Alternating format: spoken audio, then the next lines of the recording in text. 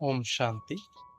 25/5/2025 प्रातः मुरली। ओम शांति। अव्यक्त बाप दादा रिवाइज 4/9/2025 मीठा मधुबन। और आज की अव्यक्त मुरली की हेडलाइन, शिक्षा के साथ क्षमा और रहम को अपना लो, दुआएं दो, दुआएं लो तो आपका घर आश्रम बन जाता।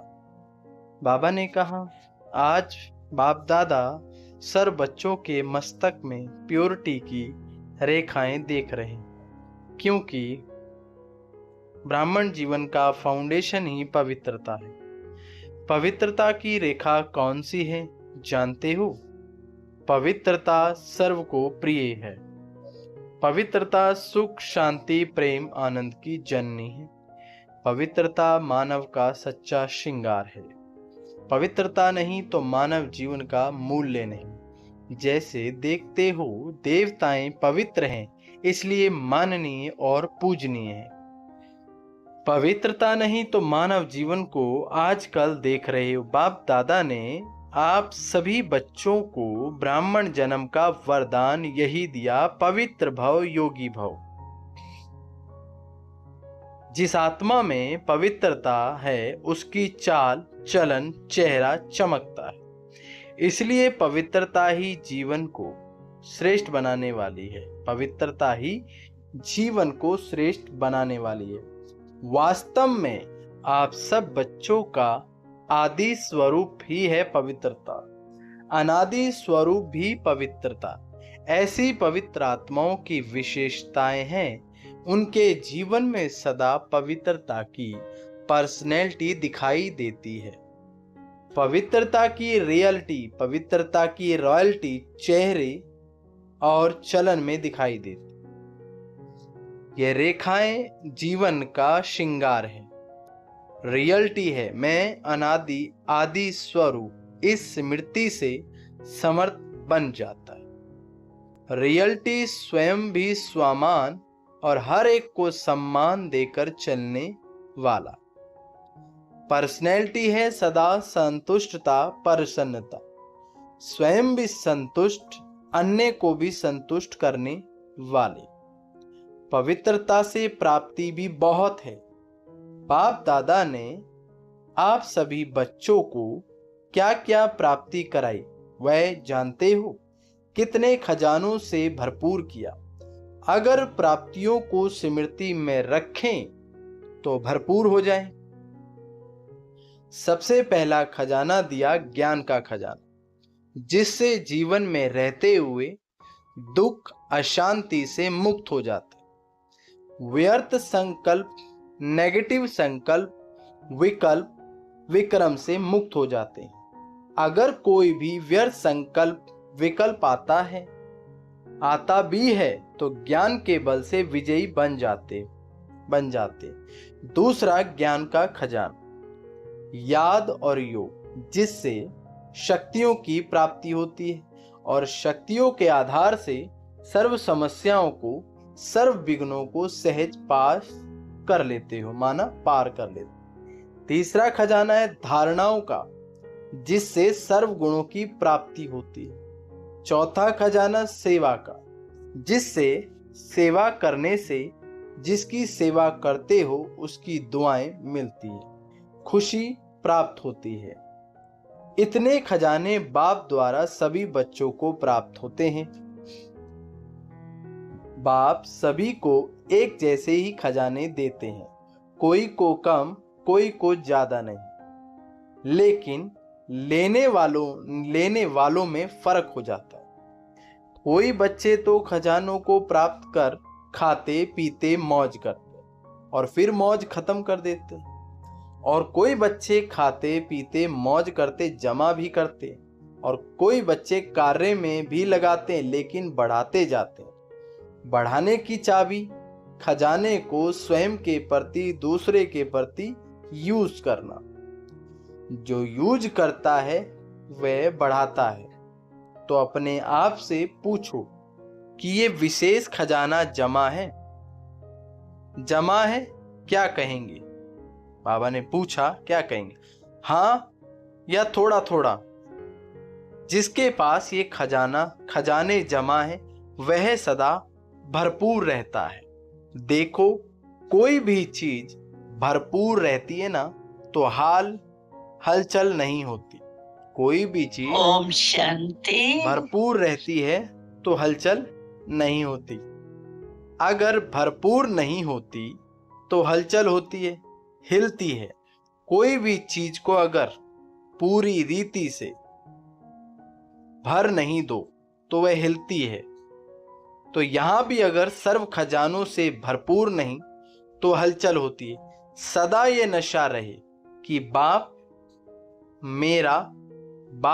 के खजाने पर मेरा जन्मसिद्ध अधिकार है। बाप ने दिया, आपने लिया, तो सब खजाने किसके हुए? आपके हो गए। तो जिसके पास खजाने हैं वह कितना नशे में रहता है। जैसे छोटा सा राजा का लड़का राजकुमार होता है, पता भी नहीं होता कि बाप के पास क्या क्या खजाना है, लेकिन नशा रहता है कि बाप के खजाने मेरे खजाने हैं, और खजानों की खुशी में रहता है। अगर खुशी कम रहती है तो उसका कारण क्या होता है? बाप ने तो खजाने दिए हैं ना, सुना, लेकिन एक है सुनने वाले, दूसरा है समाने वाले। जो समाने वाले हैं वह नशे में रहते हैं। आज नए नए बच्चे भी आए हैं। बाप दादा आप लकी बच्चों को आप सबके भाग्य की मुबारक दे रहे हैं। अपने भाग्य को पहचानना है।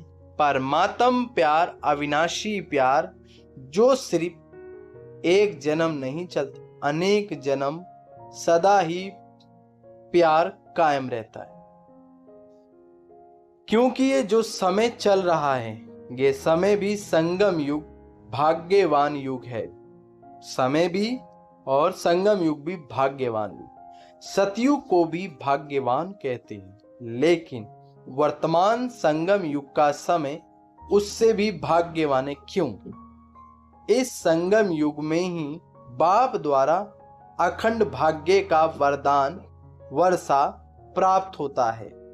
तो ऐसे संगम युग में, भाग्यवान समय में आप सभी अपना भाग्य लेने के लिए पहुंच गए हो। बाप दादा बच्चों को बहुत एक सहज पुरुषार्थ की विधि सुनाते हैं। सहज चाहते हो ना, मुश्किल तो नहीं चाहते हो। इन बच्चों को अर्थात पुरानों को तो भाग्य की सहज विधि मिली है, सबसे सहज। और कुछ भी नहीं करना, सिर्फ एक बात करना। एक बात तो कर सकते हो, हाँ करो या ना करो, कहो हाँ जी। तो सबसे सहज विधि है अमृत वेले से लेके सबको जो भी मिले उससे दुआएं लो, दुआएं दो। चाहे क्रोधी भी है लेकिन आप सबको दुआएं दो, दुआएं लो। क्योंकि दुआएं तीव्र पुरुषार्थ का बहुत सहज मंत्र है। दुआएं तीव्र पुरुषार्थ का बहुत सहज मंत्र है। जैसे साइंस में रॉकेट है तो कितना जल्दी कार्य कर लेता है, ऐसे दुआएं देना, दुआएं लेना, यह भी एक बहुत सहज साधन है आगे बढ़ने का। अमृत वेले बाप से सहज याद से दुआएं लो और सारा दिन दुआएं दो और दुआएं लो। यह कार्य कर सकते हो? अगर कर सकते हो तो हाथ उठाओ। कोई बद्दुआ दे तो क्या करेंगे? आपको बार बार तंग करे तो देखो, आप परमात्मा के बच्चे, दाता के बच्चे दाता हो, मास्टर दाता तो हो। तो दाता का काम क्या होता है? देना। सबसे अच्छी चीज है दुआएं देना। कैसी भी व्यक्ति हो, कैसा भी व्यक्ति हो, लेकिन तो आपका भाई व बहन है। परमात्मा के बच्चे तो भाई बहन हो गए। तो परमात्मा का बच्चा है, मेरा ईश्वरीय भाई है, ईश्वरीय भय नहीं। उसको क्या देंगे? बद्दुआएं देंगे। आप कभी बद्दुआ देता है? बाप कभी बद्दुआ देता है? देगा? देता है? हाँ या ना? हाँ ना करो, बहुत खुश रहेंगे। क्यों?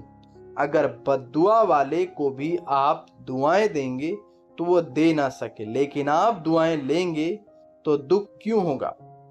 बाप दादा आए हुए बच्चों को वरदान देते हैं।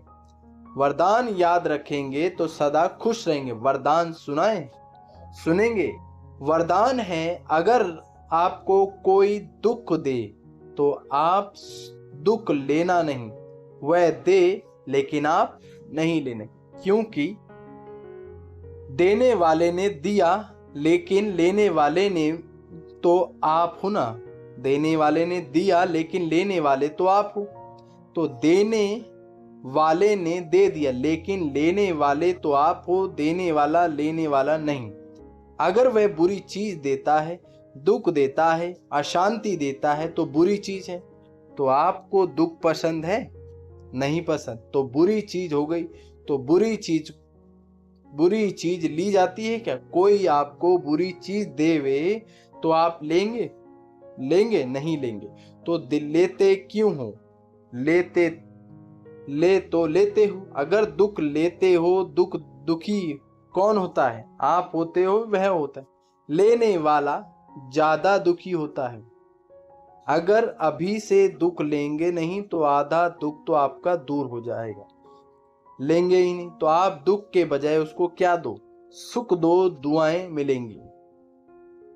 सुख देंगे तो दुआएं मिलेंगी, तो सुखी भी रहेंगे और दुआओं का खजाना भी भरपूर होता जाएगा। हर आत्मा से कैसी भी हो, आप दुआएं लो, शुभ भावना, शुभ कामना रखो। कभी कभी क्या होता है, कोई ऐसा काम करता है तो कोशिश करते हैं शिक्षा देने की। इसको ठीक कर दो, शिक्षा देते हो। शिक्षा दो, लेकिन शिक्षा देने की सर्वोत्तम विधि है क्षमा का रूप बनकर शिक्षा दो। देखो, शिक्षा देने की सर्वोत्तम विधि है क्षमा का रूप बनकर शिक्षा दो। सिर्फ शिक्षा नहीं दो, रहम, क्षमा भी करो, शिक्षा भी दो। दो शब्द याद रखो, शिक्षा और रहम। शिक्षा, क्षमा, रहम। अगर रहम दिल बन के उसको शिक्षा देंगे तो आपकी शिक्षा काम करेगी। अगर रहम दिल बनकर नहीं देंगे तो शिक्षा एक कान से सुनेंगे, दूसरे कान से निकल जाएगी। शिक्षा धारण नहीं होगी, ऐसे ना हो। अनुभव है, आप भी बाबा ने क्या कहा, लेकिन क्षमा करना दोनों साथ साथ चाहिए। अभी से रहम करने की विधि है शुभ भावना, शुभ कामना। जैसे कहते हैं ना, प्यार पत्थर को भी पानी कर देता है, ऐसे ही क्षमा स्वरूप से शिक्षा देने से आपका कार्य जो चाहते हो या नहीं करे, वह आप चाहते हो यह नहीं करे, यह नहीं हो, वह प्रत्यक्ष दिखाई देगा। आपके रहम दिल बन शिक्षा देने का प्रभाव उसकी कठोर दिल भी परिवर्तन हो जाएगी। तो क्या वरदान मिला? ना दुख देना है ना दुख लेना है। पसंद है?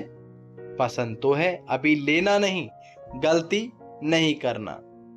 जब बाप दुख नहीं देता तो फॉलो फादर तो करना है, कर रहे हैं। कभी कभी डांट देते हो, डांटना नहीं, रहम करो, रहम के साथ शिक्षा दो। बार बार किसको डांटने से और ही आत्मा जो है वह दुश्मन बन जाती है, घृणा आ जाती है। परमात्म बच्चे हो तो जैसे बाप पतित को भी पावन बनाने वाला है, तो आप दुखी को सुख नहीं दे सकते हो। अभी जाकर ट्रायल करना। ट्रायल करेंगे तो पहले चैरिटी बिगिंस एट होम, अर्थात परिवार में अगर कोई दुख देवे तो भी दुख लेना नहीं, दुआएं देना है, रहम दिल बनना है। पहले घर वालों को करो।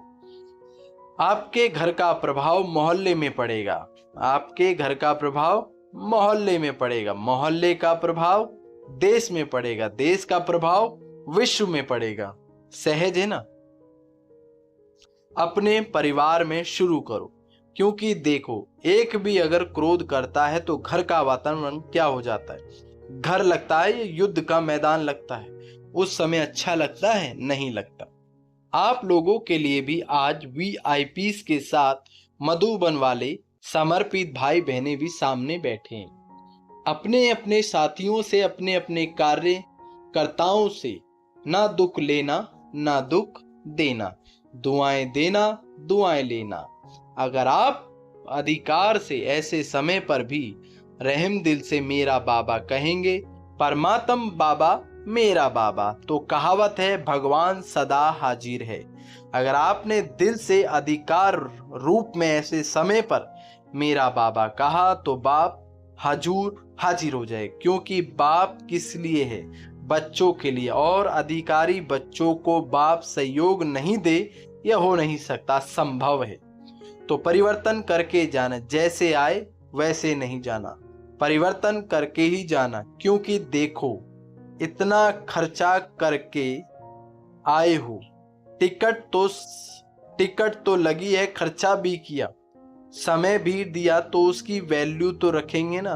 तो वैल्यू है स्व परिवर्तन से पहले घर का परिवर्तन, फिर विश्व का, देश का परिवर्तन। आपका घर आश्रम बन जाए, घर नहीं आश्रम। जैसे शास्त्र भी कहते हैं गृहस्थ आश्रम, लेकिन आज आश्रम नहीं, आश्रम अलग, घर अलग। तो घर को आश्रम बनाना है, दुआएं देना लेना, ये आश्रम का कार्य है। आपका घर मंदिर बन जाएगा। मंदिर में मूर्ति क्या करती है, दुआएं देती है। मूर्ति के आगे जाकर क्या कहते हैं, दुआएं दो, मर्सी, मर्सी माना रहम, मर्सी कह के चिल्लाते हैं। तो आपको भी क्या देना है, दुआएं, ईश्वरीय परिप्यार, ईश्वरीय प्यार। तो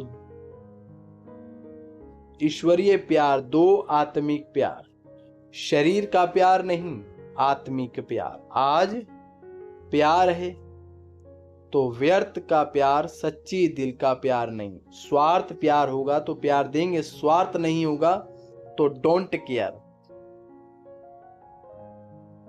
स्वार्थ का प्यार होगा तो स्वार्थ नहीं होगा तो डोंट केयर। तो आप क्या करेंगे, आत्मिक प्यार देना है, दुआएं देना, दुआएं लेना, ना दुख देना। देखो, आपको चांस मिला है, बाप दादा को भी खुशी है। इतने जो भी सब आए हैं भारत के गरीब, 250 वीआईपीस रिट्रीट में आए हैं, इतने घर तो आश्रम बनेंगे, बनाएंगे। पक्का है कि थोड़ा थोड़ा कच्चा है, जो समझते हैं कुछ भी हो जाए थोड़ा सहन तो करना पड़ेगा, सामान्य की शक्ति कार्य में लगानी पड़ेगी। लेकिन सहन शक्ति का फल बड़ा मीठा होता है। सहन करना माना, सहन करना पड़ता है, लेकिन फल बड़ा मीठा होता है। जो पक्का वायदा करते हैं घर घर को स्वर्ग बनाएंगे, मंदिर बनाएंगे, आश्रम बनाएंगे, वह हाथ उठाओ। देखा देखी में नहीं उठाना, देखा देखी में नहीं उठाना। क्योंकि बाप दादा हिसाब लेगा, देख कर नहीं उठाना, सच्चा सच्चा मन का हाथ उठाना, मन से हाथ उठाओ।